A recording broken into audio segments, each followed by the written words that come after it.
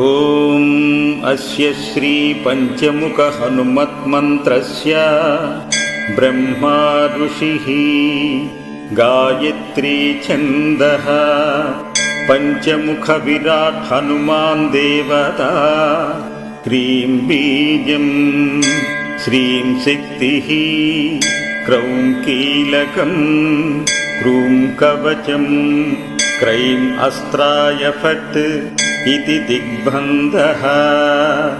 श्रीगरुड उवाच अथ ध्यानं प्रवक्ष्यामि शृणु सर्वाङ्गसुन्दरी यत्कृतं देवदेवेन ध्यानं हनुमतः प्रियम् पञ्चवक्त्रं महाभीमं त्रिपञ्चनयनैर्युतं बाहुभिर्दशभिर्युक्तं सर्वकाम्यार्थसिद्धिदम्।